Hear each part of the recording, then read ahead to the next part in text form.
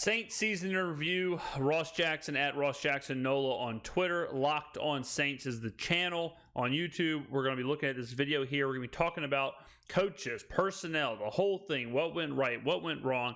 Let's break down the Saints season. Ross, take it away, my friend. So let's start off with the coaching side because obviously this is the biggest spot where... Perfect. I'm glad you brought it up. The coaching was abysmal, all right? Coaching was absolutely terrible. Let's start at the top, shall we? Dennis Allen isn't a head coach. Bottom line, he's not a head coach, and that's okay. Not every coordinator is a head coach. Not every head coach is a coordinator. You understand what I'm saying? Here's the deal. Write this down. Get your notepads out. In Dennis Allen's career as a head coach, from Oakland to New Orleans, every game he's been the head coach, he is 15-38. That is a 275 winning percentage. Here's the reality too. He had 7 wins this year. That is by far his best season. By far his best season is 7-10. That's where we're at. This cat just he doesn't have it. And look, I have been giving him stick all year long, for sure. And I have no problem with the guy as a defensive coordinator. If he wants to step down and be the defensive coordinator for the Saints, I'm all for that. But I have over 50 games of what's that? He has four seasons as a head coach, and he does not have a winning season. He's not over. If he goes, he's 15-38. If he wins 15 games next year, he's not even over 500. This guy has got a long way to go. And do y'all really want to keep him around? So Dennis is the first problem. The second problem is Pete Carmichael. And this might be even the bigger problem because I'm not sure what Pete Carmichael has been doing for 15 years on the sidelines, especially when he was with Sean Payton. Look at Pete Carmichael and look at someone like Dan Campbell. Okay, Dan Campbell was Sean Payton's right-hand man when he was in New Orleans. Sean Payton brought Dan Campbell on to teach him how to be a head coach and to try and instruct him on how to be a coach. I'm not saying Dan Campbell is an offensive wizard, but Dan Campbell at least has a functioning team. He's got a functioning offense. He's put together whatever he's got to do to be able to run a cohesive offense. When you watch the Lions and then you watch the Saints, those are vastly different teams. Is DeAndre Swift that much better than Alvin Kamara? Is Jared Goff that much better than a combination of Jameis Winston and Andy Dalton? Is Chris Olave that much worse than Amon-Ra St. Brown? I don't think so. The problem is Pete Carmichael just has absolutely no clue how to use his roster. He has absolutely no clue how to call within a game. It's all just random stuff. He reminds me like Byron Leftwich. It's just random play followed by random play. There's no scheme. There's no philosophy. The Saints have absolutely zero, zero vision of what they want to be or what they want to try and do.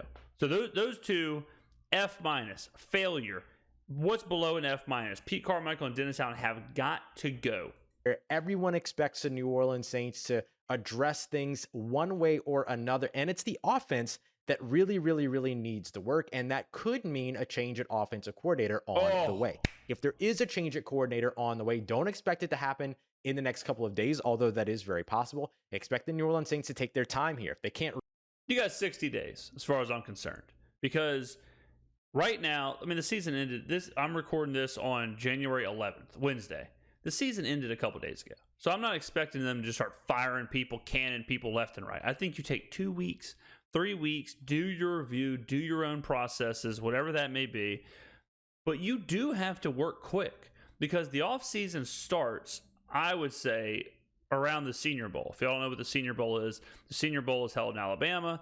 It's where the seniors from college or players going to the draft in college that aren't the Bryce Youngs and the CJ Strouds, they go play a game. They spend a week practicing with the game is coached by NFL head coaches, and NFL personnel are there to kind of see them through this. It's kind of like a bridge. It's these college players in an NFL environment, and it's where a lot of great scouting happens. Anyways, they have to have an idea of what they want to do by the Senior Bowl because you don't want to be you don't want to be going into the NFL draft with guys who aren't actually going to be drafting or who aren't going to be calling the plays or setting the tone or setting the vision. So the Senior Bowl, I think, is like February 4th. The NFL draft is April 27th or something like that. I'm pulling these numbers out of my head here. So that gives you from now, January 11th to February 4th, to have your staff figured out to start scouting these players and figuring out the vision of what kind of offense you want to run, what the personnel you need to do that. So I don't think I'm saying 2 weeks. I think 2 weeks is enough time for the Saints to think about everything, review everything, recap everything, and then really start putting some stuff into motion. Really even start interviewing candidates until later on in the month anyway for the position. So with that, doesn't seem that there's going to be a lot of movement happening for them, and no need to have that movement happening right away. So agreed. For the Saints, we know it doesn't seem that there's going to be any changing at all at head coach for Dennis Allen, saying basically that they didn't have any further conversation about head coach. He's been given the impression that he's going to be back in 2023. He certainly expects it to be that way and says that he's excited about the opportunity. I know. This is one of those things where why would he say something different? Why would he say, no way I'm coming back? How crazy would it be if he was on the stand? They were like, what do you think about 2023? And he said, man, there ain't no way I'm coming back in 2023. Did you see how this went? I'm about to get fired in the next couple weeks. I am dead man walking. He's not going to say that. So I'm not taking that too literal as he really will be back. I just can't believe it. I just wouldn't believe it that after as bad as we were, and we showed no life at any point. A team like Carolina, good example. Carolina was a team that was going to tank. Steve Wilkes took the interim job, and Carolina played better. Carolina played, they almost made the playoffs. Carolina played good at the end of the year. They were peaking. Do they have the right personnel? Probably not. Is Sam Darnold the guy? Probably not. Do they need to find a filler for Christian McCaffrey? Do they need to find players all over the place? Yes. But if the team played hard for Steve Wilkes and they're improving, give them a year. Sure. If a team is building momentum and there's something there, I'm all for that. If Dennis Allen, if the team was playing well, if the team was improving, if there was something I could latch onto and be like, well, okay, so maybe if Dennis has a whole nother year, maybe we can get there. But there's just none of that for the Saints. The Saints have never had momentum this year. They've never had a stretch where they looked like they were playing well. They never had a stretch where they were improving. They lost the last game of the year with Sam Darnold throwing for 45 yards? He was like 4 for 14 for 40 yards and 2 picks and somehow won the game on the road in the Dome. And I can speak for someone who lives in the city. This city is pissed. People do not like the Saints right now. They do not talk about the Saints right now. They don't like the Saints right now. You don't see a lot of Saints merch right now. People are angry at Dennis Allen. I tell this story all the time. A couple weeks ago, we were in the game. Sitting in front of where I sit was a kid, probably 9 years old, 10 years old. First Saints game. At the beginning of the game, he was thrilled. He was cheering. He was happy. He was wearing his Camaro jersey, all that stuff. By the end of the game, I swear to you, he was jeering Pete Carmichael. He was saying, come on, Pete. What's going on, Pete? What are you thinking, Pete? This kid, that's how fast this culture is dying. Is that this little kid's, euphoria at being in the Saints game quickly turned to, what the hell is Pete Carmichael doing? And honestly, if you gave this kid a headset, he probably could have called a better game than Pete Carmichael. A lot of Saints fans were looking to see if Dennis Allen was going to be let go this offseason after a 7-10 year with a team that we thought was going to be much more talented, or that was talented enough to have a much better record, let me say it that way, by the end of the season. And unfortunately, that wasn't the case. But it doesn't look like the New Orleans Saints are putting that all on Dennis Allen, although Dennis Allen says that he is responsible for the success or failure of the organization. And so he acknowledges that it's his time now to work on improving the team. One of the ways that they can do that is by fixing the offense. The New Orleans Saints, they can't. That's the problem. They cannot. They do not have the capabilities to do that. They do not have the capabilities to fix the offense. Everything is the same with them. Like I said, in order to do that, in order to fix the offense, you have to have an idea of what you want to look like, what you want to do. I mean, you can honestly go back. I know I talked about his record earlier. You can go back to the last 50 games. Dennis Allen coached teams have not had any kind of system, scheme, vision, philosophy, whatever in 50 games. The only way he can fix the offense is if he fixes his own coaching. Is if him and Pete Carmichael or whoever the offensive coordinator is, if they get locked into a room for a couple hours and figure out, like, what exactly do we want to do?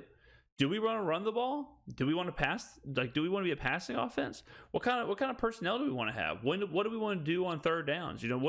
What do we want to do? What kind of is our like foundation? You know how in Madden you have like coaches playbooks where you can basically run the same offenses like the Rams or the same offenses the Bears or the Chiefs. The Saints would just be blank. It would just be generic playbook number 1. If you showed me an all 22 and you could somehow hide the jerseys, I could tell you which team was the Chiefs. I could tell you which team is the Ravens. I could tell you which team is the Bills. I could tell you which team is the Dolphins by the way that they were calling plays, by the way their plays looked, the personnel, all that stuff. I couldn't tell you the difference between the Saints and the Texans or the Commanders or some other team with just nothing. They're just a rudderless ship. And when you have a rudderless ship, you don't need better crew members. You need a better captain. Offense was in bad shape in 2022. 22nd in the NFL when it came to scoring, just 19th in yardage as well. That is not a New Orleans Saints offense as the standard has been created, and particularly over the course of the last decade and a half. Now, some of that is that most of the system and the play calling and all that left with Sean Payton, but there was a lot of expectation. There was a lot of confidence in Pete Carmichael stepping into a play caller's role. He led the New Orleans. That's another thing. So Ross just hit the nail on the head. If all that stuff left with Sean Payton, which we can pretty much assume it did, the whole reason that Pete Carmichael is still there, the only reason, honestly, is because there's that hope that, well, if Pete is still there, he can implement what Sean Payton was doing. So even if Sean isn't there, we can still have his philosophy, we can still have his scheme, we can still have all that stuff living on. But if Pete can't do that, which he has certainly proven he cannot, then there's no reason to have Pete, because I can just do what Pete's doing. I can just randomly call plays. If he's not going to replicate or try and replicate what Sean Payton was doing, which is what you would assume is the reason he's there, you might as well go find somebody to bring in their own ideas, because then at least we'll have ideas. Like Matt Nagy for the Bears, when Matt Nagy came in from Kansas City, the whole point was, hey, Matt, try and replicate the awesome stuff y'all are doing in Kansas City. We're not asking you to be Andy Reid, but at least kind of bring some of that into the team. And Matt Nagy kind of tried to do that at the beginning. And then it just completely fell off and he lost all of that. And that's when they fired him. You know, like, if you can't do that simple thing, it's okay to try it, fail. We see what you're trying to do. We need better personnel, but at least we see what you're trying to do there.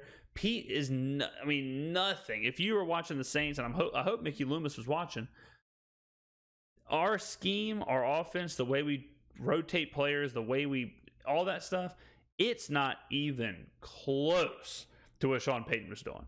And Saints to a top flight offense in 2012 when he was the play caller there. But now I think we have the idea that a lot of that had to do with Sean Payton still being, the major influencer during that time, even though he wasn't with the team that season. And of course, you had one of the greatest quarterbacks of all time in Drew Brees at the helm. The Saints did not have that level of quarterback under center in 2022. And if you told me that I could go into next season with either Drew Brees as the offensive coordinator or Pete Carmichael, I would roll the dice with Drew Brees, because the evidence is showing more that maybe Brees was the one that had Sean Payton's system figured out. Maybe he was the one who knew what was going on enough to keep everything afloat, like Ross just said in 2012. Maybe it was him.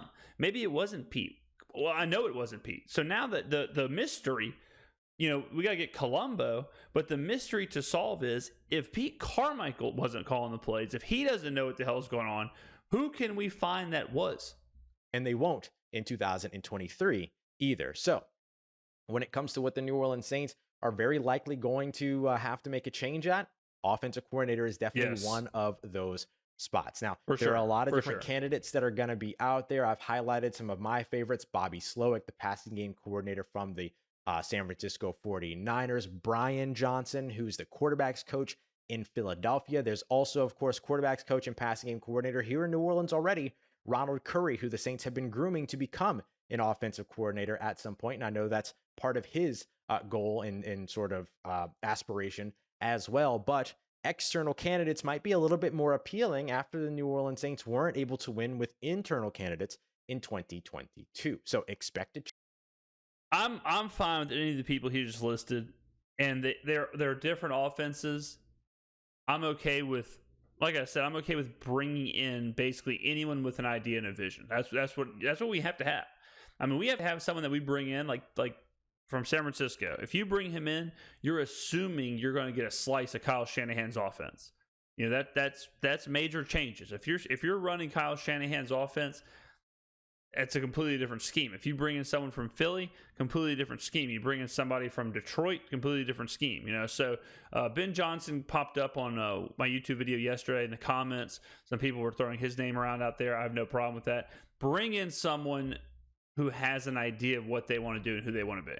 Change potentially coming in the coming weeks at offensive coordinator. If not, I'll be very, very surprised. It isn't to say that it won't happen. I'll just be very surprised if it doesn't. And it could be that the Saints move on from Pete Carmichael. It could be that they move him to a different position. Could be that he steps down.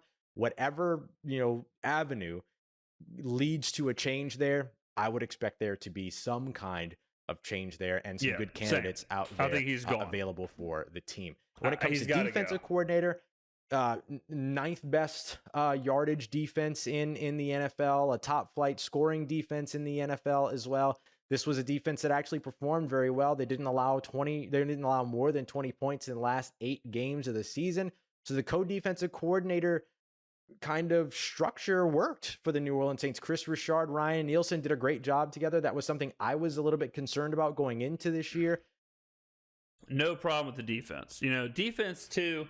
This isn't 1995. Like, defense is very volatile. Defense is very year to year. I mean, and it's even kind of week to week. Like, how many times this year did we hear that Dallas had the best defense in the NFL? How many times do we hear like, man, Dallas's defense is so good, maybe they'll win the Super Bowl? And then now, would you even consider Dallas a very good defense? Like, Dallas right now, compared to where they were 2 months ago, completely different defenses. And other teams are like that too. Jacksonville defense now compared to how they were at the beginning of the year. So I'm less concerned about the defense, and I think having Dennis Allen as the head coach obviously helps the defense. The issue, a majority of the issue right now is that we cannot do anything on offense. I mean, anything whatsoever, and that's the problem. We don't know how to use our personnel. We don't know who to be out there. I want to see a fix of the culture and a fix of the offense. Defensive coordinator, all that stuff, I'm totally fine with. And like I said earlier, I'd be fine with Dennis Allen stepping back down into that DC role. I'm cool with that too. But nothing but praise, nothing but glowing reviews from Dennis Allen and those involved in that structure. So the only way that I would expect to see any kind of adjustments at defensive coordinator going into 2023 is if, which is likely, Ryan Nielsen or Chris Richard get calls from the college ranks, get calls from the NFL ranks to take over different positions elsewhere. Those might be able to offer them sole defensive coordinator roles, which might be something that one or both are interested in which case one could take the job elsewhere and then one would stay and be able to retain the job at defensive coordinator here in New Orleans. I'd be kind of surprised if the Saints lost anybody. I'd be kind of shocked if the Saints, if any of the assistants got hired somewhere else. I don't think you're going to see this New Orleans Saints team in any hurry to change much going on the defensive side, considering that has been the lifeblood of this team and maybe the most successful part of the team. However, and as we get to personnel here in just a moment, run defense is going to be something that this New Orleans Saints team is very, very much going to need to take a look at. But there are 3 major questions on the way when it comes to the New Orleans Saints personnel, and a lot of it starts at quarterback. That's what we're getting. Okay, my biggest question is personnel-wise. Yeah, quarterback is a big one. Jameis is gone. We know that.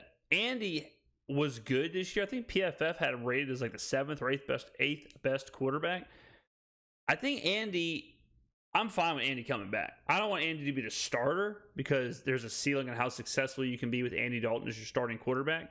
I'd be okay with having Dalton come back as the backup or even start the year as the starter, but kind of a Marcus Mariota kind of situation where you're going to pass the torch. But the question is, okay, who is going to be the quarterback of the future? Are we going to go into another season where we just don't know? And then there's the two options of how do you fix that. So option one is free agency. Option two is through the draft. Harder to do when you don't have any picks. Even harder to do when your offensive coordinator, possible head coach is in flux. This is why I was saying the Saints do have to act fast, because if they want to get into free agency and get somebody a la Derek Carr, a la Jimmy Garoppolo, or whoever, if you're going to do that, your offensive coordinator better be cool with that. Your head coach better be cool with that. If you want to draft somebody, obviously your head coach, your offensive coordinator needs to have input on that. You don't want to have Pete Carmichael go and pick a free agent quarterback to then hand that person over, to the incoming offensive coordinator. So, quarterback wise, we have to keep a question mark on that, because that has so much input from the coaches. I think Marcus Davenport is gone. I think he's probably played his last game as a Saint. Other question marks would be like Lattimore's always a question mark because he's a piece. If you're trying to make a big move, he's a guy you can move. The safety positions are question marks. Besides that, Michael Thomas, obviously. Michael Thomas, as far as I'm concerned, man, him restructuring that deal basically says he's on the way out. How he gets out, is it a trade? Is it, some kind of other deal where we rework his contract again, where he can walk, go somewhere else? We pay a little bit of, I don't know. But I would say for sure, IMO, that's in my opinion, Michael Thomas, Davenport, and Jameis for sure are not Saints next year. Up to next as we continue with our season in review episode here on the Locked On Saints podcast. But first, today's episode brought to you by our friends over at Turkey's episode, also brought to you we have multiple ads here. What's going on Jameis here, Winston Ross? To another 14. There's at least one really, really important question that the Saints have to answer. Here we go. Okay. Who's the quarterback in 2023? The Saints went from 3 games of Jameis Winston to another 14 games of Andy Dalton, and they ended up 7-10.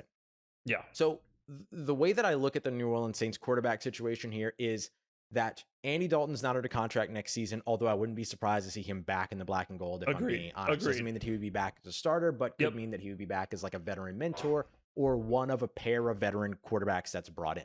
I don't see a path for Jameis Winston to get a starting role here in New Orleans. Dennis Allen was asked on Monday at his end of season presser whether or not he has a full evaluation or feels that he has a full evaluation of Jameis Winston, to which he simply responded yes. If he truly has, here's the deal with that. Like, if he doesn't feel like he has a full evaluation of Jameis Winston, he would have played Jameis at the end of the year. Once the Saints got eliminated, he would have said, okay, well, perfect time for me to get an evaluation of Jameis. Games don't mean anything. I can get him out there, roll him out, let him play, see if there's something there. When he declined to do that, I think it was like with 3 games left, there was a question of Jameis or Andy, and he basically said, we're going with Andy the rest of the year. When that happened, you can go ahead and write Jameis off. Like, that told you exactly what you needed to know about how Dennis Allen feels about Jameis. And if they bring in a new head coach, there's no new head coach that's going to come in and say, you know what, let's rerun Jameis. So, yeah, Jameis' time in New Orleans is over. A full evaluation of Jameis Winston, and that evaluation did not make him feel that he was a better option than Andy Dalton, then I don't know how that changes going into 2023 with any other veteran quarterback that could potentially be brought into the fold. Guys like Jimmy Garoppolo, guys like Geno Smith, so on and so forth. So, with that being the case, what's going to happen with the New Orleans Saints and quarterback? That's going to be the big question that you're looking to answer. Great question. Okay. And look, Dennis Allen said that they'll leave no stone unturned. So that means the trade market. You've got guys like, I guess potentially Derek Carr, although I don't see the Saints spending assets to bring Derek Carr in. If Derek Carr gets cut, then sure, but I don't think you're giving up assets to trade for Derek Carr. We'll see if the Chicago Bears go all Arizona Cardinals on Justin Fields, and if Justin Fields becomes tradable all of a sudden, then that could be a place where I could see the Saints pounce, because they won't. See, I don't know, because a lot of these are the same answer, because is Dennis Allen and Pete Carmichael really the guys who are going to be like, you know what, we need to go from Jameis Winston and Andy Dalton to Justin Fields? I mean, that's just too much for them. They're not built to handle something like that. Same with Lamar Jackson. If Lamar's out there, I can see Sean Payton saying, you know what, give me Lamar. I can see Sean Payton saying, give me Justin Fields. Let me see what I can do with them. And I'd feel very confident that Sean Payton could get a whole lot out of Justin Fields and or Lamar Jackson. Pete Carmichael and Dennis Allen aren't those kind of guys. So as much as it makes sense to me or Ross or whoever else, Dennis Allen and Pete Carmichael are much more likely to say, let me go get Baker Mayfield, or let me go get Carson Wentz, or let me go get some guy like that, some retread. If that's the combination, Pete Carmichael, Dennis Allen, and a retread quarterback of Sam Darnold or Carson Wentz or Baker Mayfield or Geno Smith, it is going to be a brutal year for the Saints. I mean, you talk about floundering in mediocrity. That would be the peak of floundering in mediocrity. Want a mobile quarterback. That's what Dennis Allen wanted when he came in. They went after Deshaun Watson tirelessly in the offseason.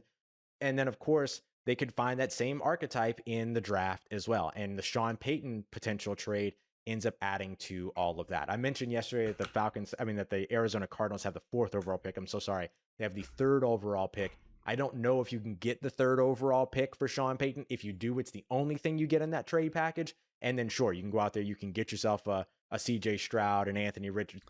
You know, I talked about Anthony Richardson. Oh, Jesus, Ross. If you took Anthony Richardson 3rd overall, I don't think Goodell would even let the pick go through. I think Goodell would be like, whoa, you can't do that. That's Mitchell Trubisky territory, my guy. Can't be doing that. I said this in my video yesterday, but I don't understand all this talk about how like Arizona's holding all the cards with this draft pick. If New Orleans wants the draft pick and they want Sean Payton, they're going to have to give it up. There is no like, hey, we want the 3rd overall pick. Well, we're not going to give you that, but we still want Sean Payton. Okay, like that doesn't have to happen. Loomis and the Saints brass can say, go hire somebody else. They have all the leverage. The Saints have all the leverage with the Sean Payton trade. If Chase Claypool can go for a 1st round pick and Marquise Brown can go for a 1st round pick, Sean Payton, for a team that doesn't have a head coach, Sean Payton should go for a hell of a lot more than Chase Claypool. He should go for a hell of a lot more than Marquise Brown. So I just don't understand. All I've heard is, well, I don't know what the Saints can get. They may be able to get a 1st. The answer is the Saints can get whatever they want because the Saints don't have to move Sean Payton. And if Sean Payton wants to go and a team wants him bad enough and the Saints leverage it out, I think they can get minimum 2 first-round picks, whether that's the 3rd overall pick, whether that's the 2nd overall pick, whatever it is. But they better play hardball with this. I would be pissed, furious, if Loomis lets Payton walk for like 2/3 and a 4th or 2 seconds and a 5th or something like that. We better get some serious compensation.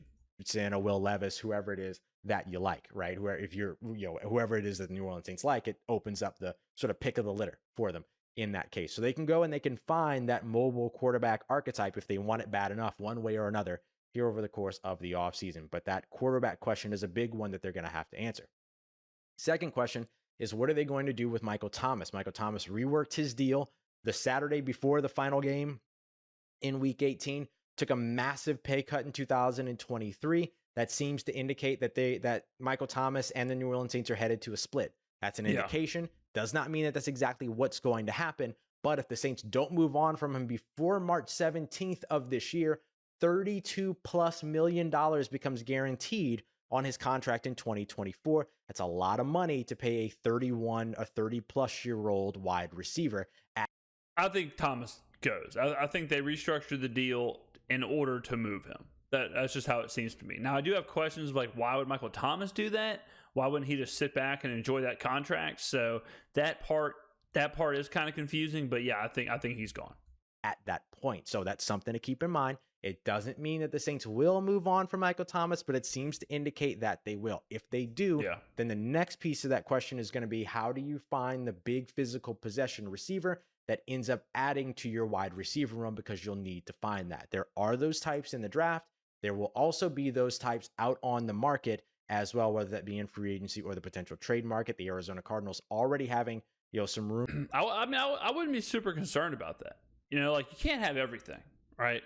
If we have Rashid, Olave, Juwan Johnson, Kamara, like we've got a pretty solid offensive core there.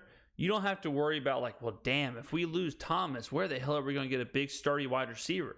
You can figure that out in the draft later. You can figure that out next year. You can figure that out in next year's free agency.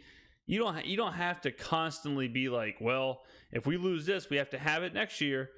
Like we have enough of a core offensively there where we need to really focus on the quarterback position and kind of shoring all that up before we're concerned about losing a specific body type receiver. Rumors circulating about how they might be moving on from DeAndre Hopkins.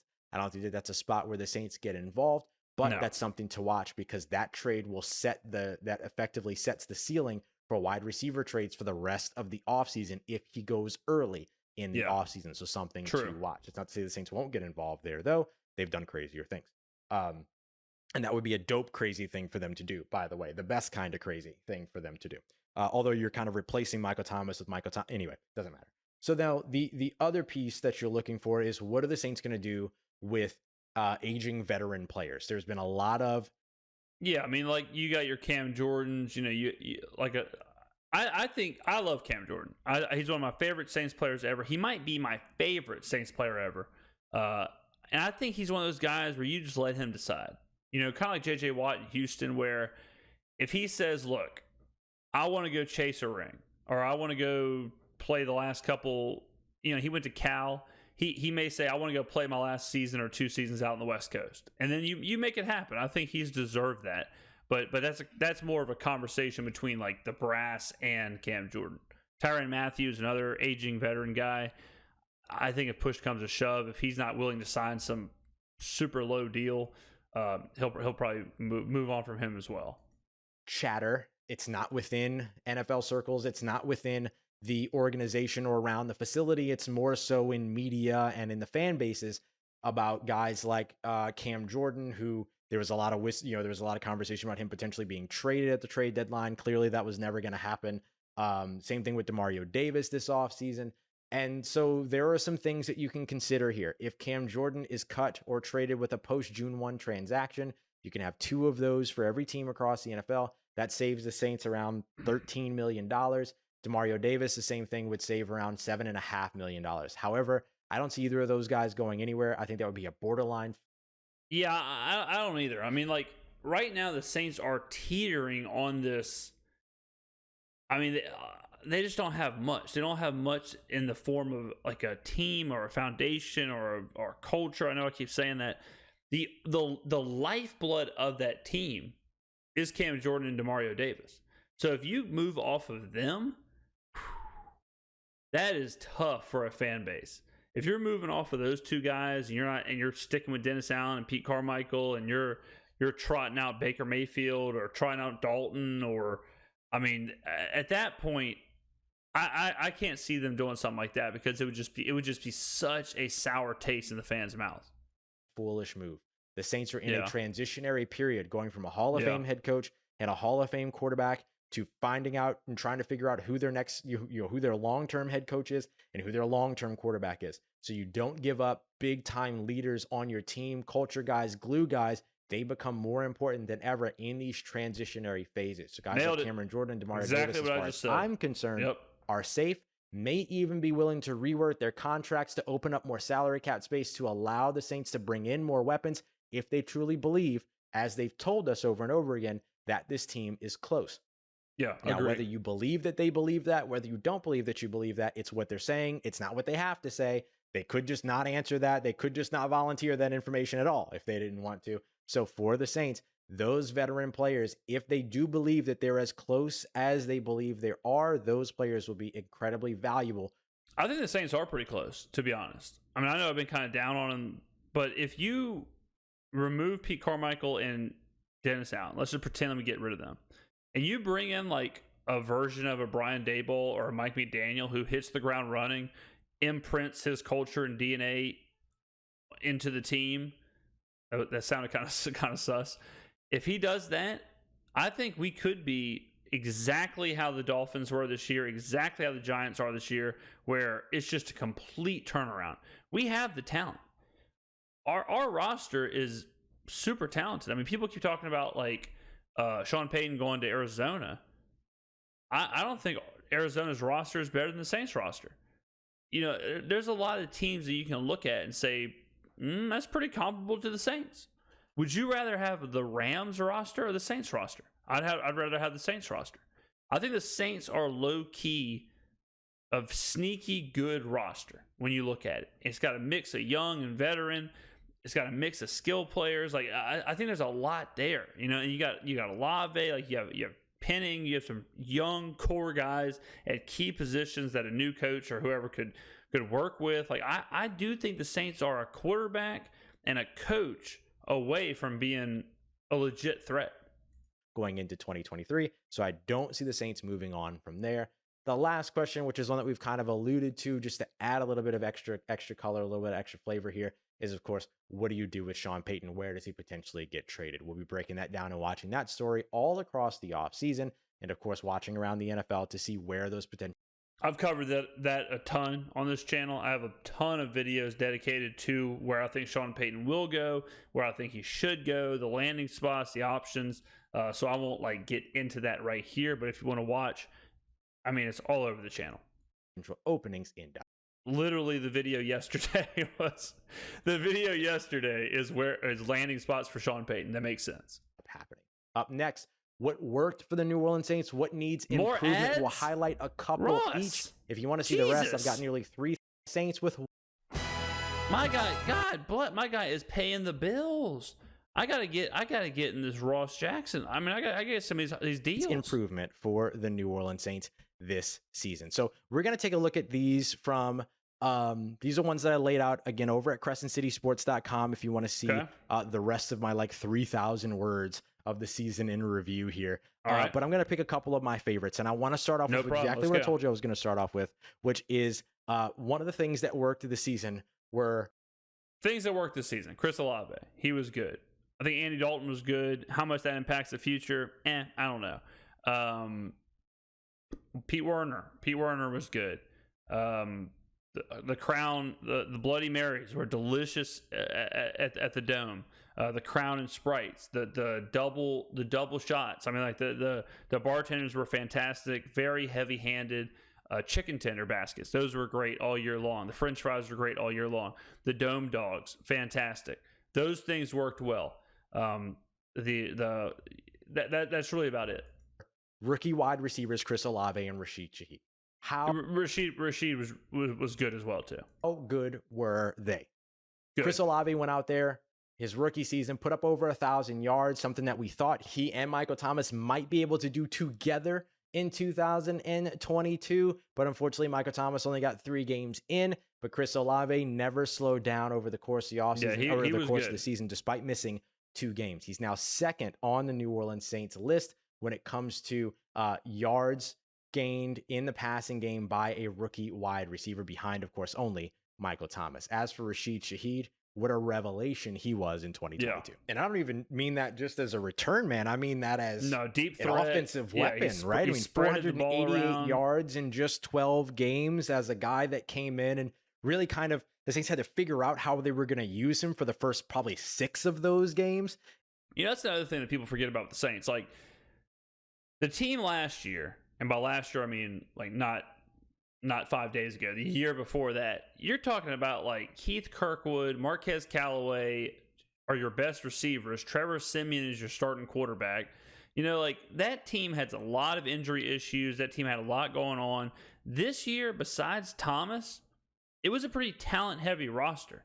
It was a pretty talented roster that Pete Carmichael and Dennis Allen squandered away, especially when you consider how bad Tampa was to win the division. So that's another part that kind of grinds my gears, that they had those players at their disposal, and they just couldn't do anything with them. Imagine how bad it would have been if they would have had Marquez Callaway and Keith Kirkwood, and that would have been it. And you look at the last stretch, the closing stretch of the season for him, in that weird Carolina game, he had just 3 catches for 34 yards, but 79 yards a week before that, 41 before that, 95 before that, 75, 53. So really, right just before right before the bye week, basically, right, starting at that San Francisco game, they really started to figure things out with him on a consistent basis, to the point where he finished the season averaging like 17.4 yards per catch. I mean, Yeah, I mean, he was definitely a deep pass kind of guy, and Dalton got better about pushing the ball downfield.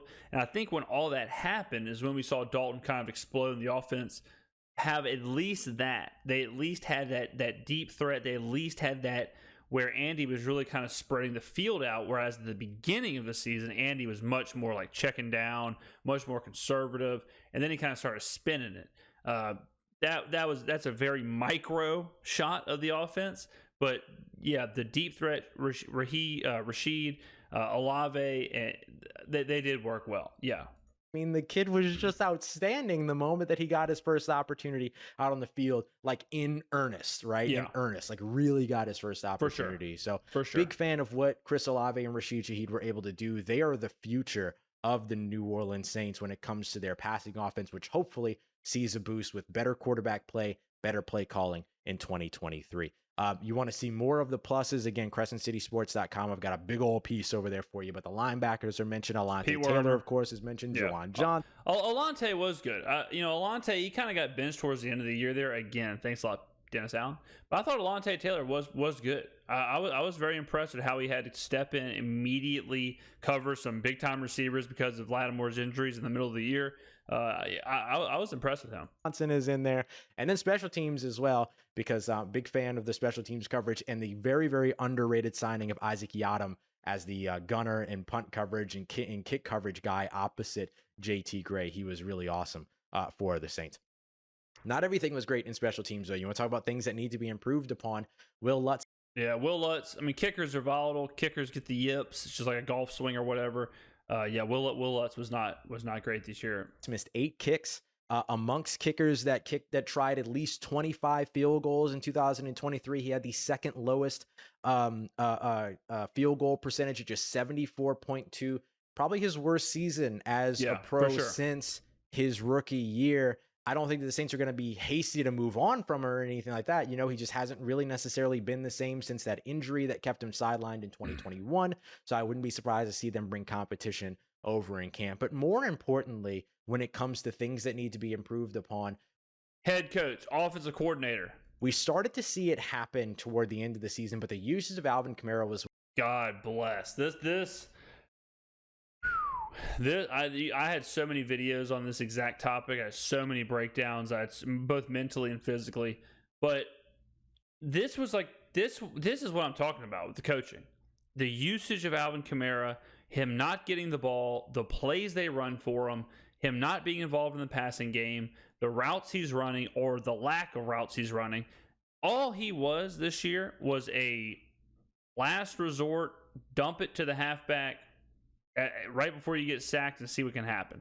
When Sean Payton was here, Alvin Kamara was lined up in the slot. He was running post. He was running go routes. He was running corner routes. He was running down the seam. He was doing all kind of stuff.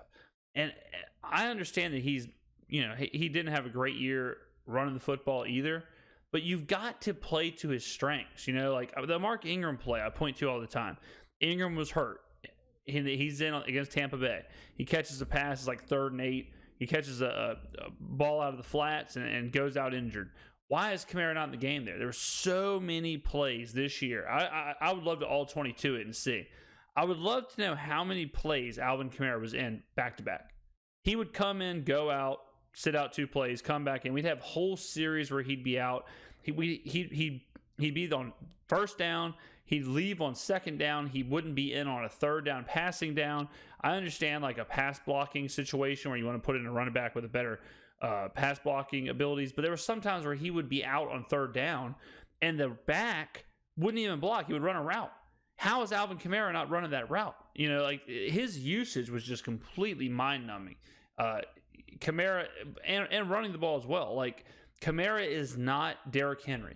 Kamara running in between the tackles, head on, straight ahead, just generic runs is not what he's for. Get him in space, get him counter, get him tosses and pitches, just get him moving, get him a wide receiver. Use him like Christian McCaffrey's used. San Francisco, if you watch how Christian McCaffrey is used in San Francisco and how Alvin Kamara is used in New Orleans, it's completely opposite. And that's coaching. It's one that saw a lot of criticism and a lot of question marks, and rightfully so, in 2022. Yes. Now, some of that comes down to Alvin Kamara just being asked to do a lot because he was the lead back, no real consistent change of pace guy to split carries with or split the backfield responsibilities with. Alvin Kamara was kind of the guy, but his usage in terms of getting him out in space, having him. I don't think that's it. I don't think his usage, as far as like being the number one guy or having more stuff to do, I'd be kind of surprised if it was any different than previous years. I mean, he was out of the game as much as he was in the game. I feel like. I mean, I'd have to go dig out some kind of like snap count per player, but I would assume if you went and looked at a snap count per game, I bet Kamara's is pretty low for being, as Ross said, really the only option back there. For being the only option back there, he wasn't on the field as much as he should have been. Him off the field on third downs and in pivotal situations, situationally not utilizing him in the red zone, finishing the season with 4 touchdowns total, and I think 3 of them were in one game. So he had 2 games with touchdowns. Alvin Kamara had 2 games where he scored a touchdown on the year. Like, that's not Alvin Kamara, and not all of that is on Alvin Kamara. Yeah, he very little of it. Honestly, very little of it. The way that I think if you put a player in the best situation for them to succeed and they don't succeed, it's more than likely an injury or it's more than likely the player or whatever. Then you can look at the player. If they're not in the position to succeed and they're not being used correctly and they have a down year, which is what Kamara did, I put number to my head. I'd say at least 80% of Kamara's down year is due to the usage. He had some fumbles here and there in scoring position and all that of course he would like to have back, but the usage, the way that he was utilized, the way that he was deployed throughout the season, very, very different from what we've seen from the New Orleans Saints in the last since 2017 when he was drafted. So I could see the Saints really working hard this offseason to find an offensive coordinator that's going to maximize him or adjust the scheme, even if they don't change offensive coordinators, adjusting the scheme so that it does maximize him as a playmaker. If they don't change offensive coordinators, my God. The big conversation over the course of last offseason was making sure that they land with a quarterback that could maximize Alvin Kamara. Remember that conversation? And then look what happened in terms of the team trying to utilize him or the team's utilization of him. The team got in the way, not necessarily the quarterback. And so they have to get that sort of figured out from a play calling perspective and an offensive scheme perspective. And I think, too, going out there and investing on a legitimate power back, a healthy one that can be the change of pace guy with Kamara. Well, I think Ingram was going to be that guy, and he got hurt. Like, it happens. Injuries happen. So I don't think you need to have. And don't forget, Taysom Hill is kind of that guy. Like Taysom Hill is there. He's getting paid whatever it is, $20 million. When Ingram went down, Hill should have become that guy. Hill should have become the change of pace back. He should have become where all of a sudden he's getting 6 to 7 more packages because Ingram is no longer there. So I understand what Ross is saying about getting a power back to replace Mark Ingram, but that was another guy that's usage was messed up, especially in the Cleveland game, was Taysom Hill. To kind of replicate the success that Kamara and Mark Ingram had 2017-18. Kamara and Latavius Murray had 19-20. Since then, they haven't really had a consistent presence to be that guy and allow Alvin Kamara to be able to be that change of pace back. That is what made him special in the NFL in the first place. So I think that's a big thing. A couple of other things. Run defense, of course, needs to be improved upon. David Onyemata, Shai Tuttle, Malcolm Roach, all clocked in with an average depth of tackle at 3 or more yards upfield. That means running backs were getting 3 yards past the line of scrimmage on a consistent basis in the run game before there were tackles. Now, there are some things that, of course, change that number, right? Average depth of tackle. If you're only looking at run plays, then there's that piece. But if you see that number a little bit swollen, then that's because you're also considering when they made tackles on guys that were coming across the middle of the field on passing concepts and stuff like that. So really focusing just on the run game there.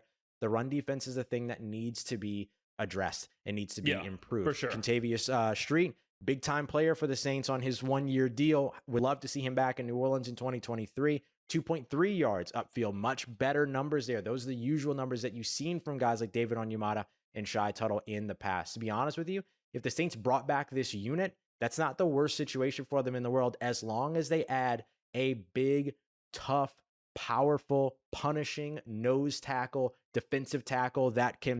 Yeah, I mean, if I was going to put anything on the Saints defense of what we need more, I think, in the past we were incredible against the run, but we also had a lot of talent in the secondary. When you think about C.J. Gardner-Johnson, or you think about all those old, the Marshawn Lattimore-led secondaries, it was just a little different. It was just a little different. We've lost a lot of people, even Hendrickson on the end. Like we've lost a little bit where it matters the most on the defense, which is rushing the passer, stopping the run, and then like fleshing out that secondary. Now, we do have Alontae Taylor, Marshawn Lattimore fully healthy, like another year with those kind of players. Maybe the secondary will get better.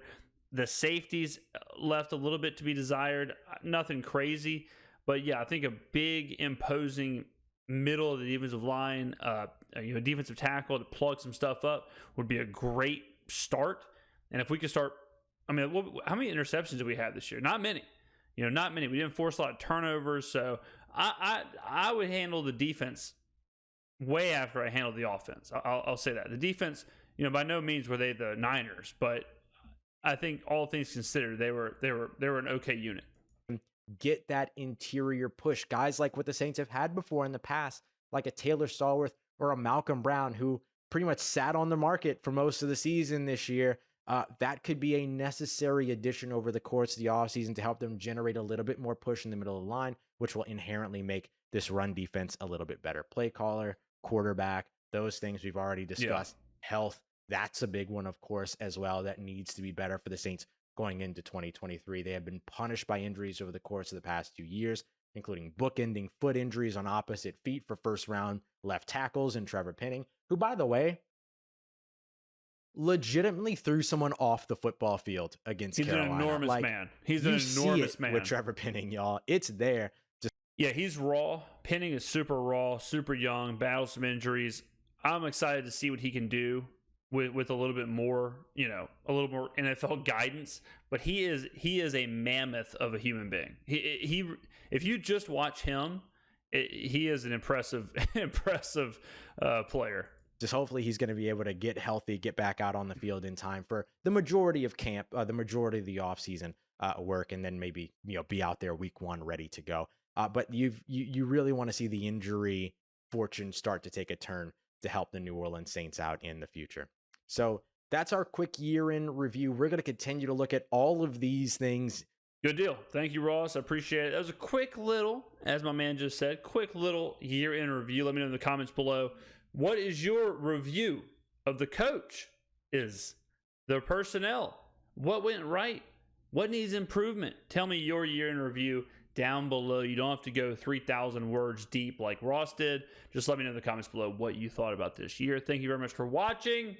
I will see you on the next video.